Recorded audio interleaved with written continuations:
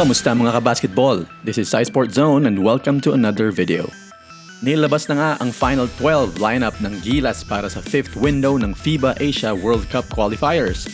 And as expected, wala si Andre Blatch dahil hindi naman siya sinali sa 20-man pool ni Coach Yeng Guiao. Ang lineup ay binubuo nila Junmar Fajardo, L.A. Tenorio, Stanley Pringle, Scotty Thompson, Greg Slaughter, Japet Aguilar, Bo Belga, Alex Cabagnot, JP Eram, Marshall Lassiter, Gabe Norwood, and Matthew Wright. Kaugnay nito, nagsalita ang long-time resident naturalized player ng Gilas patungkol sa kanyang pagkadismaya. Ayon kay Blatch, dapat daw ay sinabihan muna siya ng Samahang Basketball ng Pilipinas bago inanunsyo ang final lineup. Wala daw ni sino man sa mga opisyales ng SBP ang kumausap man lang sa kanya o sa kanyang mga agents bago nilabas ang lineup.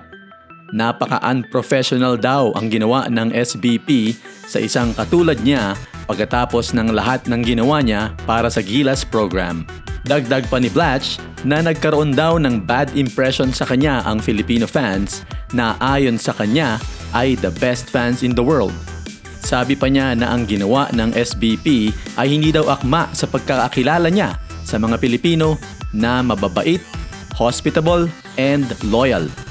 Sa mga nakaraang interview ni Coach Yeng Guiao ay sinabi na niya ang intensyon niya na mag-eksperimento gamit ang dugong Pinoy lineup na kasama ang big men na sila Fajardo, Slaughter, Stan Hardinger, Aguilar at ang iba pang big men na kasama sa pool. Sabi pa ni Coach Yeng Guiao na pag nakita natin na hirapan at hindi kaya, then nandyan naman si Blatch. Ang tanong natin mga kabasketball ay kung hindi maganda ang resulta ng eksperimento, ay maglalaro pa kaya ang dismayadong si Andre Blatch? Pwede naman siyang palitan kung ayaw niya, pero ang kaso dito ay matagal ang naturalization process ng Pilipinas.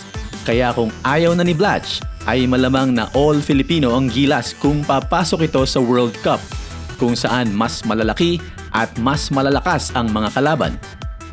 Kung akong tatanungin mga kabasketball ay sana isinama na muna si Blatch sa kabuuan ng kampanya dahil maganda naman ang standing ng Gilas at Australia lang ang tumalo sa koponan bago nangyari ang mga suspensyon. Pero mga kabasketball, anong masasabi nyo sa sentimiento ni Blatch? At sa palagay nyo ba tama na mag-eksperimento si Coach Yeng Guiao sa crucial stages ng qualifiers? Sulat lang ang inyong mga reaction or comments sa ibaba. Like or share this video and don't forget to subscribe to this channel.